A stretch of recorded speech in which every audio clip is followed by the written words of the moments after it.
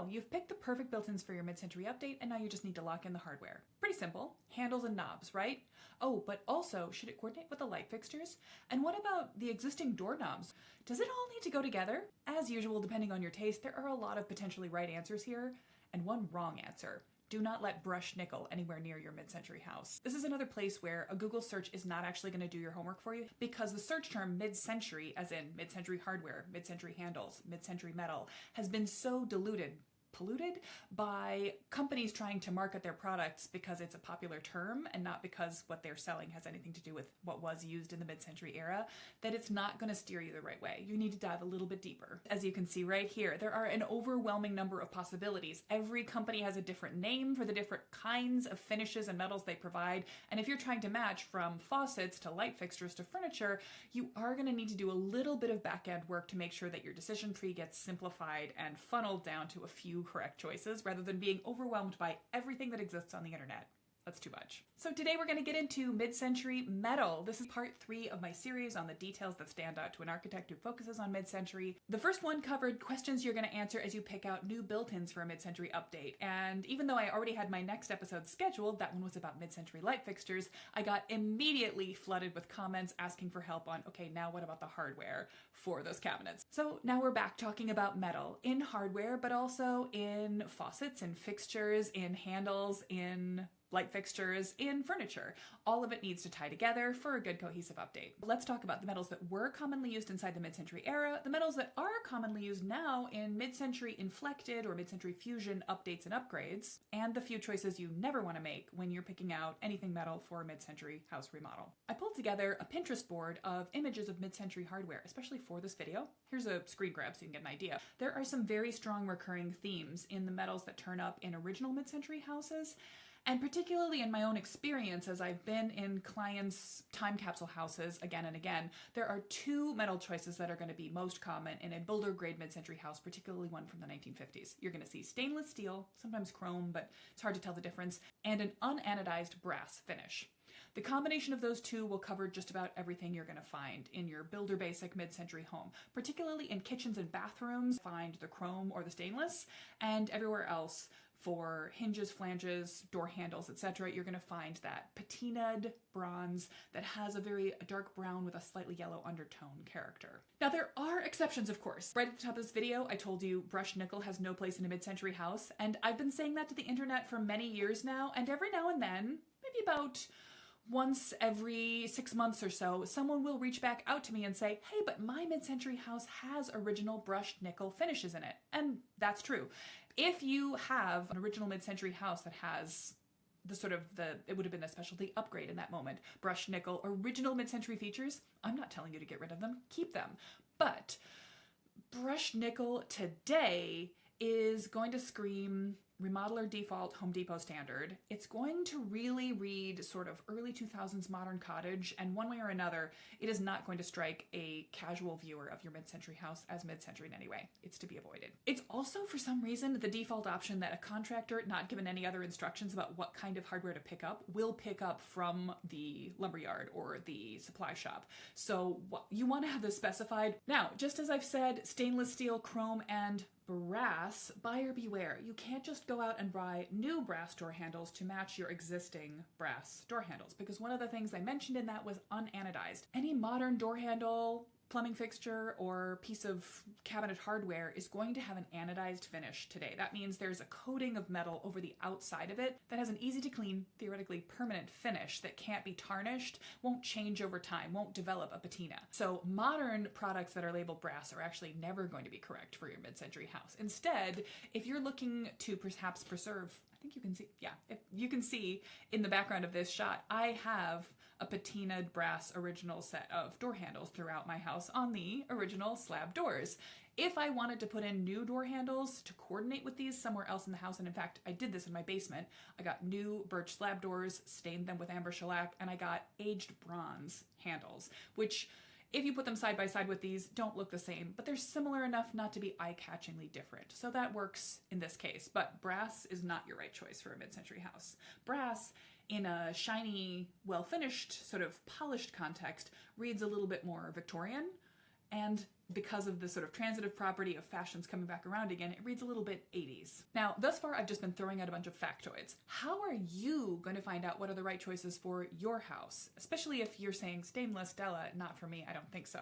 Well, let's boil it down. The right choices for you are going to come from a combination of your house and your personal preferences. So if your house has any of its original mid-century details intact and you want to preserve them, they're in good enough shape to keep anything to start from, you're going to start by going on a scavenger hunt around the house, collecting photos and in some case maybe actually samples, take the least used door handle off a set of drawers, of the metals and finish materials. By the way, this isn't just for metals. You might do this for your stain colors, for paint colors, for wallpaper samples from around the house that you're going to use as a jumping off point for any new materials and finishes and fixtures that you reintroduce into the space. Make sure to document anything that's original that you like. What exists in the house matters, but also your personal taste matters. And I've talked about this before. This is going to live at the intersection between where in the mid-century timeline from 1950s, the sort of earliest MCM build, all the way down to maybe the 70s, mid-70s, getting into the mod era, versus how you fall on the spectrum of wanting to preserve and keep everything the way it was originally over to wanting to update as you upgrade, making sure that you're sort of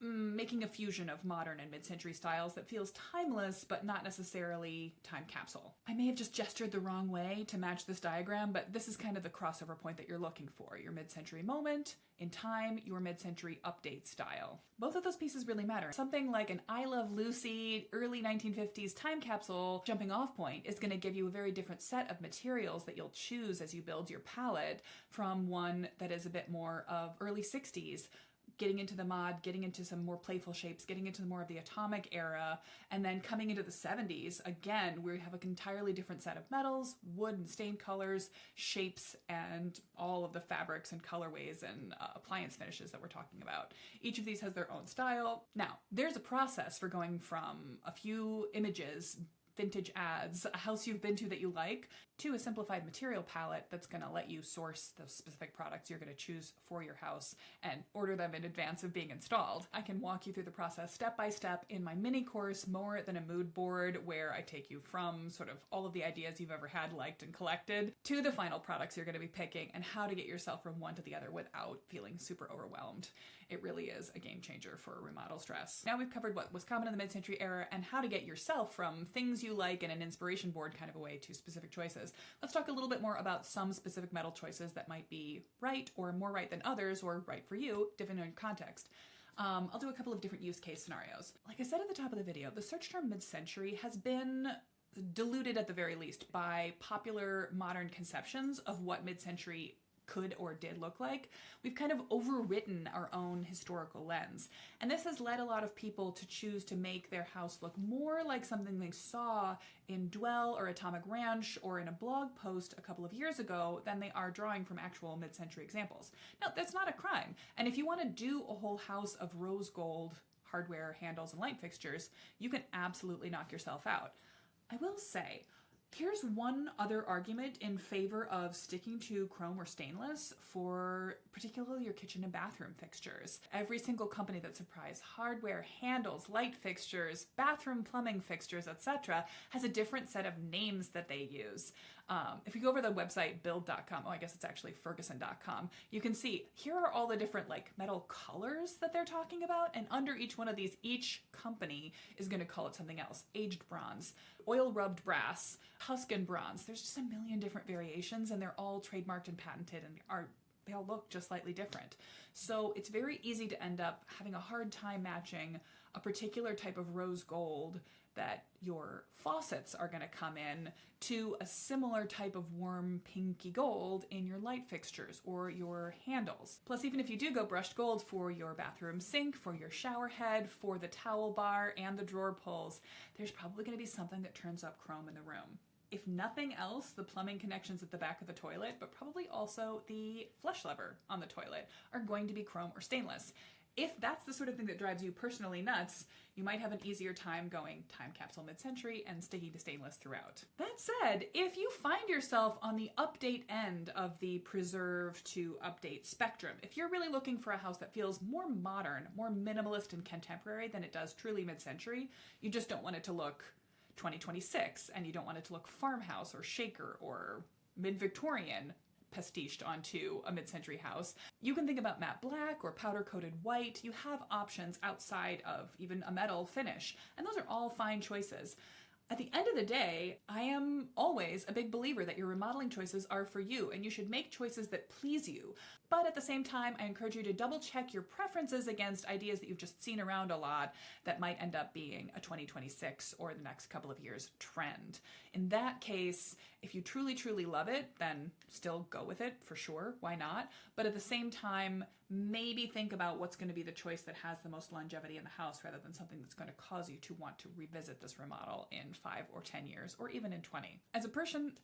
As an architect who spends all of her time thinking about mid-century houses, every building I deal with has been there for 50 years, maybe something more like 75, and there's no reason that we can't be making remodeling choices that should be able to last just as long again. We're definitely not trying to get stuck in a trend trap. When you're picking out metals for one room or even for your entire house, you don't have to feel like you're locked in on only one choice. In the mid-century era, you often see a combination of stainless or chrome and an unanodized brass. So a good rule of thumb is to pick 2 metals that can work with each other and not look too close to each other, not like it's a failed match. They have a deliberate contrast. One way to think about this going well is a shiny finished silver color metal, because we've always got that tie back to the stainless, the sort of futuristic atomic shiny stainless and chrome of the mid-century era. And then on the other hand, for contrast, a matte finished warm colored metal, a gold, a brass, a bronze. It can be more brown toned, as in having a faux patina on it that should last forever, or it could be a little bit more of a pure color that doesn't have any color variations, like a brushed gold if that pleases you, but having that combination of the 2 of them is really good. In any given room, it's probably better to keep your metals limited to just 2 per space, so that goes across all of the metal elements in the room, light fixtures, faucets, hardware, door handles, furniture, and more. Try to keep it to 2 types of metal. Within the whole house, you can have more variation. For example, if you want to have one bathroom that has all stainless or chrome fixtures and one that has more of a gold, a modern brass, an aged bronze, something like that, feel free. But across the entire house, it's probably better to keep your full metal palette to just 3, because again, you want this to feel unified and cohesive as you move through the space, and particularly when you're dealing with like the door handles, you want the door handle to probably be the same thing all the way through the entire house. The door handle is going to happen on the inside and the outside of every room, and if you've got a different metal happening on the inside of the room, how is that going to work? The other thing to pay attention to in metal objects is the shape of the metal object. So for faucets, light fixtures, handles, and more, you want some fairly simple shapes. That's not to say they can't be fun.